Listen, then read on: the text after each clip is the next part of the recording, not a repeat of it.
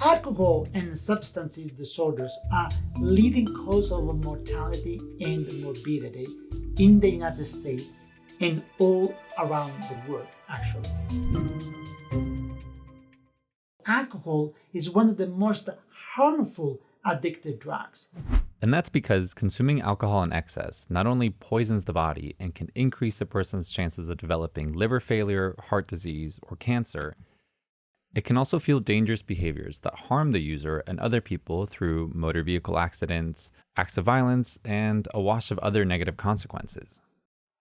The problem is that unlike many other medical problems, such as hypertension, diabetes, cancer, the number of medications we have to help patients with addiction is very limited.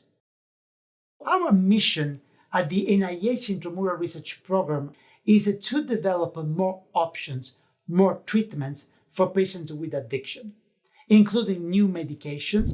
Some of those medications are springing up in unexpected places where they weren't necessarily created to treat substance use disorders.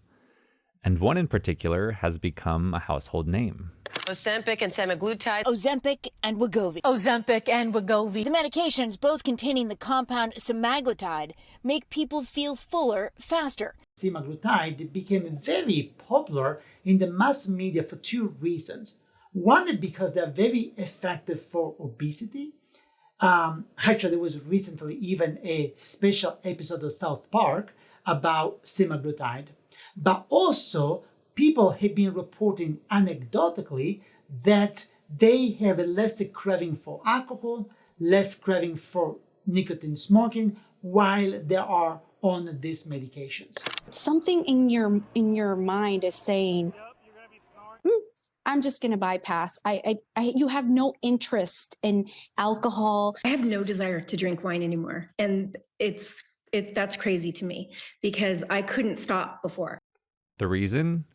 Well, semaglutide is known to mimic a gut hormone that acts on the brain to control cravings. For food, yes, and now it seems it can do the same for addictive substances like alcohol and nicotine. The momentum is very high because right now this is really posing the question on A, if these medications are in fact effective, and B, how quickly we can address this question. So how quickly we can do clinical trials in patients with addiction to understand if semaglutide and some of the similar medications may in fact be new effective treatments for patients with addiction. To answer these questions, Dr. Leggio, his team, and their collaborators have been studying the neuroscience of gut hormones for years, well before Ozempic hit pharmacy shelves. They've been carrying out experiments in the lab, complete with a replica of a fully stocked bar, as well as running their own clinical trials. And it's not just semaglutide they've been keying in on. They've seen the unintentional promise of hormone-mimicking compounds before, with the drug spironolactone. Now, spironolactone was developed to treat high blood pressure and heart failure. But similar to semaglutide, the hormone that spironolactone imitates has been linked to alcohol cravings.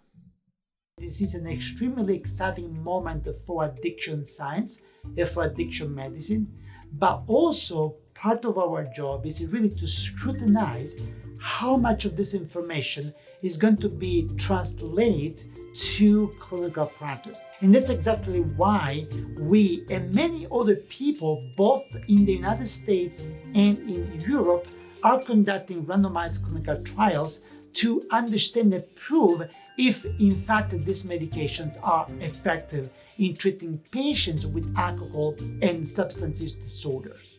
So how is Dr. Leggio testing those new drugs, and what could they mean for the people struggling with addiction? For those answers, check out our latest Research in Action story.